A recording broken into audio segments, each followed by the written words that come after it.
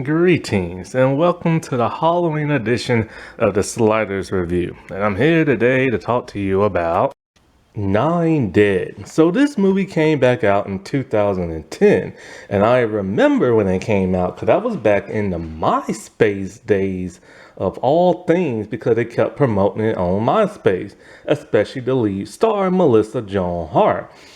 And I remember it had a limited theater release and stuff. And I actually contemplated buying it on like DVD. Why? Because is it a terrible movie? No. Is it a great movie? No. Is it a bad movie? No. Is it a good movie? Fairly good, yes. Like, it's a fairly good movie. It's just not spectacular, it's not original, and it's not great. But it's alright and everything. But the problem with this movie, and the reason why I never bought it on DVD, is because the writing is extremely flawed. Plus, I couldn't really find it on DVD. It's like nobody wanted to have anything to do with this movie and stuff. Even to the point Netflix doesn't want to do anything with it no more. The way I watched it back in the day is I watched it on YouTube, but then somebody took it off YouTube, well, the YouTube police, but then somebody recently just re-uploaded it again. It might be on Amazon Prime, might, but this movie is on no other streaming service, which is bizarre because even the most worst knockoff type movies are on at least free streaming sites, but this one is not. Why I said the word knockoff? Well, this movie rips off Saw in a huge way, mainly Saw 1, but a little bit of Saw 2, and also House of Nine to a small degree. See, the movie was produced by Paula Hart, which is the mother of Melissa Joan Hart, and Melissa Joan Hart is the main star of the movie. Emily Hart is technically in this, but I don't see her.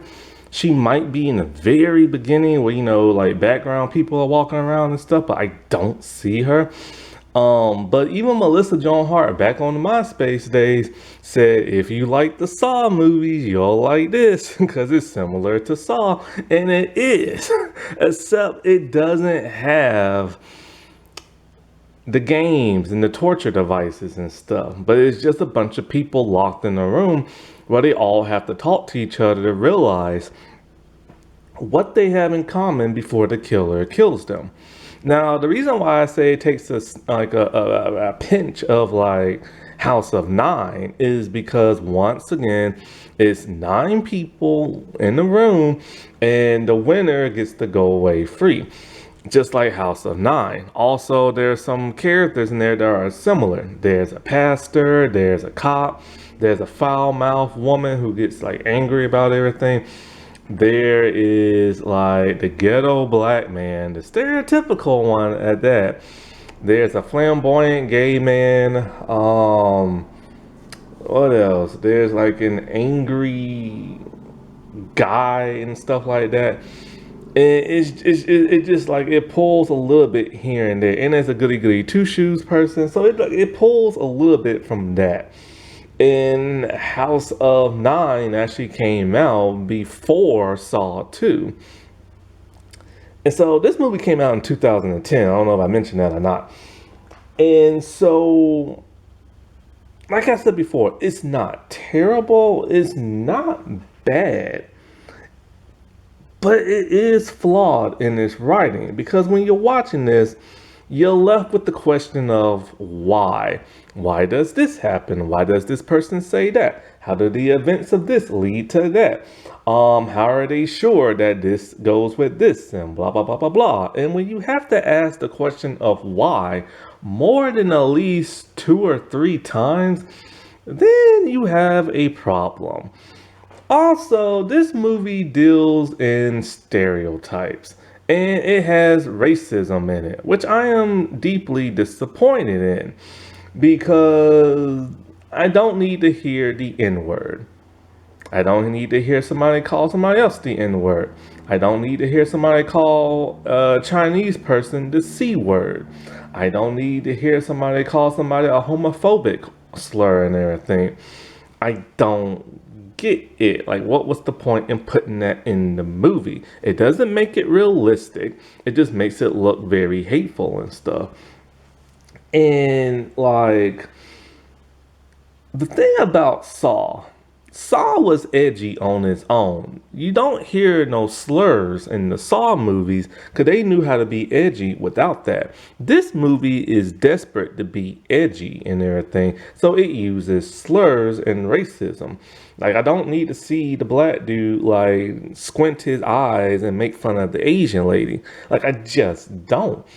And I'm very disappointed because Melissa Joan Hart is in this and her mom produced it and stuff. And I love myself some Melissa Joan Hart. Like, lots of people love Melissa Joan Hart. Many people have crushed on Melissa Joan Hart. Heck, I've been crushing on her since Clarissa Explains It All. And that's going on what, 30 years, near 40 almost and stuff. So, like, it's very disappointing to know that she made this movie and allowed that to happen. And it's like, why? Like, I get it. You're conservative, but you ain't got to go that far. And no, I'm not calling her racist or nothing like that and stuff. But, like, to have all these, like, stereotypes with the people of color and stuff is very disheartening and everything. Especially when one of the main complaints about Sabrina the Teenage Witch was that there is no real diversity that sticks around on the show because they had I clear my throat. They had the Jewish girl on season 1 only. They had a black and Hispanic dude for 1 season only. They had a quiz master dude for 1 or 2 seasons. And it's like, I think they had some more diversity, Jewish, Hispanic, and black towards the last season or the last 2 seasons. But everybody else who was white got to stay on the show. And so it's always been one major complaint about the show. There was diversity, it just they only stayed for like 1 season. And a lot of her other projects don't have that much diversity in it and stuff. Like, I still need to finish watching Melissa and Joey. I haven't finished that. I started with the first, then I had to stop 'cause I got busy. Then I forgot all about it. But she is trying to incorporate more diversity in her newer projects and stuff. Even the ones where she direct. I think she directed a movie with Wendy Williams. So she is like, putting in that effort. And like I said before, she's not racist and stuff because she literally takes her family on trips to Africa like a lot, you know what I'm saying? And she actually interacts with like the locals and take pictures with them and stuff like that. And so but it is disheartening to see that when she did have diversity in this movie, she went the Hollywood route and made them into stereotypes and had racism. Anyway, but the flaw in the writing, I don't fully understand the motive of like the killer who is trapping these people in a room. Basically, this killer wants revenge for something that happened. And unlike the Saw movies, like, okay, here's the problem. He tells them that you have to talk amongst yourselves to find out what you all have in common. But he won't tell them why he wants revenge on them. So he tells them, like, if you can figure out what you have in common and figure out like why you're here, then I will not only let you go, but I will call the police and turn myself in for the people I'm going to kill. Because if you don't figure it out, every 10 minutes, he's going to kill one person at a time. So it's kind of like, okay, wait, hold up. Hold up. So he wants some revenge really, really bad because these people screwed his life up. They all have something in common that screwed him up on this one event. So, if he wants revenge and true revenge, why don't he just kill them? But no, he basically wants them to confess so they can get, I guess, turned into the police. But he said he will let them go. So he never necessarily said he will turn them into the police. He'll just turn himself in and, like, go to jail for them. But then here's the thing, he already knows the answers as to why they're here and what led to his revenge. So he doesn't need to get a confession out of them. But I guess a confession would make him like live like calmer or something like that. So it's like, hold up. So these people did something bad. You're willing to let some of them go if they can all figure it out in enough time, possibly just like letting them, because I don't think they'll go to jail because, like, okay, one person fingered the wrong person. Like, somebody robbed the store and this person had like a lineup of people, and then one person thought, oh, it must be that person. So the cops aren't gonna send that person to jail just because they made a mistake. And, like, the one dude who turned down this one guy's medical application, he's not gonna go to jail. And then the pastor who, okay, when one person confessed to actually robbing the store, he didn't tell nobody because pastors are bound by an oath of like God and not supposed to reveal anything. So he's not gonna go to jail. So it's kind of like, so this dude is willing to go to jail for murdering people, even though he knows what really happened. See, that don't make no sense. It really don't make no sense. Then when he starts killing people, he says he kills the first two at random. And the rest are going to be in order of how he wants them to die. But here's the problem. Since he already knows how they what they did, the two random people happen to be the first person that caused him pain and the last person that caused him pain. So it's not really random. Also, he has a bunch of bullets and he's carving something in the bullets. We don't know what the world he's carving into the bullets because they will not let us see. But it's a word. Is it a person's name? Is it an X? Is it the number in which they're going to die? Like, what exactly is it? But they never try to show us. So what is the significance of even showing us that he's carving something into the bullet? Like, do you see what I'm saying? And then there is the ending huge twist that people did not really see coming. You can probably guess who's going to survive this because the biggest star in the movie and whose mother produced it is going to survive this. She was clean. Like, well, not clean because she did something terrible. But she did something so stupid at the end. It's kind of like, dude, you're totally gonna go to jail now. Like, you were probably gonna go to jail before, but now you're really gonna go to jail. And it reminds me of the ending of a TV show called Guilt. Guilt is not a very good murder mystery show. And after the person who was like the only suspect they have for the entire show, when it's proven that she's 100% innocent, she goes and does something really stupid at the very last second of the show. And it's kind of like, dude, you was innocent, you was clean, you could have walked away, and you go and you do this. And it's like, why? And needless to say, Guilt did not get renewed for no second season.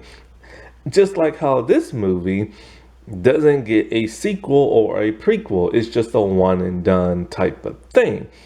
Now, maybe they could have made a prequel, maybe they could have made a sequel, but I don't think that many people were like invested in it. It had a small budget because, movies like this, psychological thrillers are very cheap to make. And that's what's so great about like horror movies and slasher movies, because they're cheap to make. This movie is so cheap that, like, when the gun fired, there's no discharge from it. There's no sparks. There's no smoke. There's no no cartridge leaving like, the chamber, nothing like that. Like there's nothing in one scene. And I hate when that happens. It's kind of like when a gun fires and nothing happens. It's like, it just feels weird. It feels like you have a toy gun in your hands and stuff. Oh boy. And so, like, but and I praise them for not putting traps and torture devices in this movie, because if they would have done that, then it would have been 100% unoriginal and 100% stealing from the Saw franchise. And, but what keeps you engaged in this movie is them trying to rattle off and trying to figure out how they're all connected. That's the fun part of this entire movie, and how they're able to piece the pieces together. However, here is like a problem with part of the killer's plan. When he kills somebody, that person can no longer tell how they're connected. And these people are literally clueless, and they have to figure things out, right? And he tells them, not only do you have 10 minutes till the next person dies, but now you need to figure out how the dead person is connected. Now, how the heck are they supposed to do that? Unless plot armor comes into play, because the script demands it, and that's what happened. Because it's going to be pretty difficult to realize, hey, dead person, like, how are you connected? And they supposed to just figure it out. And that's what they do towards the end, which makes no sense. So when you have to ask the question of why, then it kind of ruins a movie. And so this movie, while not perfect, is at least fun to watch. And so basically it's like this. Wade Greenlee is a character we barely see in the movie and has no speaking lines. He is 100% innocent and is now dead as a result of all these people. His father wants revenge. You have Christian, who's just a guy who robbed like a store because he needed the money to get back to this gangster guy. And so, like, basically, he's the one who started all these events when he borrowed like 5 G's from a gangster named Shirley and Shuli or something like that. And so, like, he is the first to die by the hands of the killer. When he robbed the store, he took a gun from that of Leon. Leon is a thief. And he's the black guy who's a stereotypical gangster, ghetto black guy. Basically, when everybody's trying to figure out what they have in common, they say their name. He didn't give his name. And he tells them, oh, you already know my name. It's the N-word. That's what you all call me anyway in your head. Why would you say something like that? Why? And then what makes it worse is that he's talking about, like, how he killed his brother in a drug trade gone wrong. Basically, he was working with his brother, and so his brother pulls a gun on him, only for him to pull a gun on his brother, and then he shoots his brother. Really? You gotta have the black guy kill his brother, and then you have both black guys pull a gun on each other. This is why woke culture of the day is so important. But Leon is the only person to actually escape his handcuffs. How? Because he basically lays on the ground, tells somebody to break his hand so he can slip out the handcuffs. Then he leaves everybody there to die because he hates them. Wow, so stereotypical. And then he fights the killer. Grabs a gun, but the gun had no bullets in it. Then he gets shot and dragged back. Then he wants to start playing the game and tells people, like, what all he did and stuff. Anyways, so once he gave the gun to like Christian, like, robbed the store. Mrs. Chen, who is also a stereotype of Asian people, cannot speak English. And she's racist towards the black guy when I think he was starting to be racist to her first. So she decided to be racist to him back and call him like the N-word. And man, you know what's disappointing about that? One is racism, and two, it's the grandma from Fresh Off the Boat. So now when I see Fresh Off the Boat, I got like, God, you use the N-word. So anyways, she had to like do a lineup of suspects, and she fingered the wrong person, which was Wade. The DA, who is Melissa Joan Hart's character, Kelly, she prosecuted him and stuff like that. Well, Kelly was banging the cop dude. What was the cop dude's name? Dylan or Devin or Dion or something like that. He was in the Steve Harvey show, and he was in Gone in 60 Seconds. So I remember him too. Everybody else, I have no idea who they are. And so the cop dude, he was banging Kelly, and he had a wife, and it broke up his marriage. Kelly secretly had a child by him, but did not tell him. And Kelly is also a neglectful mother who just has the nanny do everything. So when she tells the killer, leave me alone, I have a kid, I need to get back to him, he's all like, don't put this on your kid. You don't even take care of him. Oh, by the way, another thing don't make no sense in this entire movie is the killer. He spent 2 years planning this, finding out what everybody did and how they did it, and then creating this room, and then, all this other stuff, and then tasing everybody and kidnapping them. My thing is this: how the heck did he find out that all these people did all this in a time span of 2 years? Not even his son knows all the details. Like, I don't get that. Like, how the heck did he find out? Like, he knows everything about these people's lives. Even to the point where the cop didn't even know he had a kid by Kelly, but Kelly knew and never told him. How did he figure all this crap out? And it's never explained. Like, do you see what I'm saying here? And so anyways, well, I guess the same thing could be said about John Kramer in the Saw franchise, but at least John had help. He had help from other people like cops and stuff. So that's how he was able to figure out what all these people did, because all the people in Saw 2 were criminals and everything. So, okay, so that makes sense. I can give John that benefit of the doubt. He had a cop helping him, but this dude ain't got nobody helping him. Anyways, so then it turns out that, let's see, Kelly needed to make this crime stick. And so she knew that that lady had fingered the wrong person.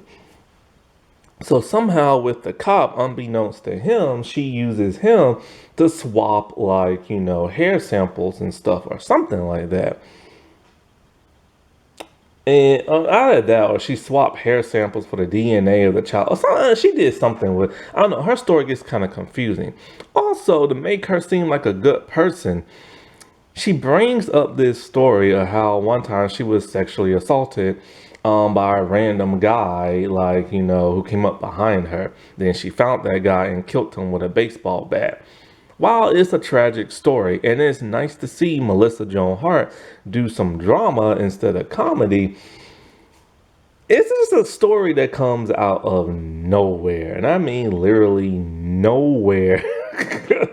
And somehow that triggers the mind of Eddie and everything. He's all like, wait, hold up. Maybe when this innocent kid went to jail, maybe he was sexually assaulted and got AIDS and everything. How did he come up with that conclusion? Plot armor. And so, I gotta get to the pastor. So the pastor knew all along that, like, Christian was the one who committed this crime at the store and not that of Wade. But because he's bound by God, he can't say something. I knew that, even though I'm not Catholic. Why? Because there's a TV show called Sliders. Well, was. And in that show, they said there's only 2 people who will keep your secret to the day they die. A priest and a lawyer. But the lawyer is going to charge you money. And you can confess anything to them and they won't tell a soul. Because they just want money and they want to win. And so, So the priest feels guilty about that. And while two people died, he didn't even mention that he knew who Christian was. See, the thing about some of these people that they don't realize it at first, but they actually know some of each other. So that's how they're able to rattle stuff off and figure out like what happened and stuff. See? And so like when the killer was gonna kill Eddie, the pastor just jumped in front of Eddie's body and took the bullet. Why exactly? The priest has no ties to Eddie. He doesn't care about Eddie other than the fact that he's just a person. And see, there's no explanation as to why he would make that sacrifice. Anyways, so Kelly needed to make like that crime stick. So she basically framed that dude with the fake hair sample and stuff. So he goes to prison, and when he's in prison, he meets the gay stereotype of the movie Coogan and everything, who's very flamboyant and is always rubbing on his chest for some bizarre reason. Why? Because he's a pedo and everything. He explains in the beginning of the movie, he bangs young kids, both male and female, and it doesn't matter if it's a teenager, adult, or whatever. He just takes it at will and everything. But that's not what he went to jail for. He went to jail for murder. So it's like, wow. So the only gay person in the movie happens to be a pedo and who assaults people. And so Eddie's all like, well, hold up. Coogan said he's been traveling all around the U.S. in different prisons, and maybe, just maybe, he met Wade and gave him AIDS. And I'm just kind of like, how the heck did he come up to that conclusion? Well, because of what Eddie does. Eddie's a pharmaceutical person, and it was Eddie's job to deny people this medicine for the HIV virus that could help them live longer. That's just like literally his job. If you're poor, if you don't make that much money, or if you've been locked up, you get denied. And he denied Wade because Wade was locked up. So that is the connection that all of them had. Oh, and Shuli, he's just like a guy who owns a strip club who loans money to people. And if you don't pay them back, then he kills them and stuff. And Shirley is the most foul-mouthed person to be edgy in the movie. And I will say this, it is nice to hear Melissa Joan Hart to throw out some F-bombs and everything. So anyway, that's the connection. And so there's only 3 people left alive: Eddie, Kelly, and the cop. So the killer comes out, reveals himself because he's wearing a mask, and a cool, creepy mask at that. And then this is the point that kind of dies down in the movie. He's explaining that his son was a beautiful, nice, kind-hearted soul and this and that, and you all took it from him. He says it in such a calm demeanor that you kind of lose the edge of why he wanted revenge. You think he would be manic or angry or something like that, but no, he's just somber and everything. And that somberness kind of dilutes the movie. And so then he releases everybody by giving Kelly the key and telling her to release everybody. He said that he's already called the cops and that they're in the building. Wait, hold up. This is another part of the why. The 3 people left living, they hadn't quite figured out how they're all connected. So he already called the cops before they could figure it out and stuff like that. So why didn't he wait until they finished figuring it out? Because what if the cops would have showed up and then took him to jail, or took all of them to jail or something? Like, you know what I'm saying? Like, he should have waited before he called the cops. So the cops are in the building. Well, throughout the entire movie, Kelly actually figured out what was all going on because she knew she framed that one dude for like a crime he didn't commit. And once the Asian lady mentioned his name and stuff, because the Asian lady cannot speak English whatsoever, but she recognized Kelly when Kelly used to wear glasses. And then that's how Kelly's like, oh yeah, you the one who picked that suspect out of the lineup and everything. And that's how they knew the dude's name. Also, before the killer kills you, he whispers in your ear what you did that pissed him off. And then they're like, ah, crap, well, how am I supposed to know that? Or like, oh, I remember that, and stuff like that. So anyway, Kelly has been all like, look, man, like, forget about figuring this out. Let's just kill this dude and blah, blah, blah. So she's been saying that throughout the entire movie, or is trying to say, let's escape. So when he gives her the key, here comes the big twist. She's all like, the truth will ruin me and everything. I will lose my job, I'll lose my home, I'll lose my kid. So she takes the gun and kills the killer. But then she kills Eddie and the cop, so there won't be no witnesses of what she did, the blah, blah, blah. Here is the problem, though. The cops, and she escapes and everything, but the cops are already in the building and they just can't find her. But here's the problem to all this. Okay, there are two guns in this movie, a 9mm and a revolver. And the 9mm has Leon's prints on it because he stole the killer's gun trying to kill him, but there was no bullets in it. And Kelly's fingerprints are on both the 9mm and the revolver because she killed people with it. But the killer himself, prints are on none because he wore gloves. So if the cops come in, they do the fingerprints and everything, they're gonna be all like, how do we know this dude is really the killer? And, you know, because your prints are on the gun. Not only that, but they're being monitored by security cameras, and most likely they're recording. So, and she just confessed to everything. So, there's no way she's going to get away with this. All they have to do is look at the tape and realize, oh, not only did she cover up a crime back in the day and an innocent person went to jail, got assaulted, got AIDS and died, but she went and killed 3 people. There's no way she's going to get away with this, but she thinks she is, and she just runs off. That is the weirdest ending I've ever seen. Like, how does she think she's gonna get away with this? She is definitely gonna lose her job. She is definitely going to jail now. There is no win-win situation with this ending. It would have been more better if she completely got away with it, but she didn't. And then there's the whole killer just saying like, oh, you figure out, I'll let you go and I'll take your place in jail. When John Kramer did what he did, he had purpose of wanting people to not neglect their life and live for the fulfillment, because he is dying and these other people are ruining their lives, and it's kind of like they don't value life. Here, all this man just wants is a confession, but he already knows the truth. So what was the point?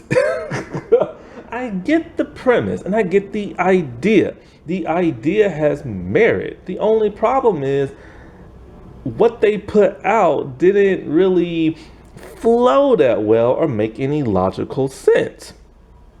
And because honestly, this movie feels more like a direct-to-DVD movie, which eventually what it became and stuff, because it had a limited like theater release and stuff. So you can check it out. Like, it's not a terrible movie, but it's not the greatest movie you've ever seen. It's not really original. I wish to God it would have been thought out more logically and everything, because it could have been a very great movie. And as for the acting, it's just like mid all around and everything. I guess just all right. Some are better than others and all stuff like that. Oh, and especially the stereotypes. Surely, his last name is Fenton, and that's Irish. And so the dude is basically just an Irish like mobster and everything. And he acts like the stereotypical tough guy Irish dude. Why are there so many stereotypes with the people from other countries or other races or other sexualities, but all the white people are just as normal and normal can be? Why? Why? That wasn't that spooky. Alright, well, I shall talk to y'all later. Bye.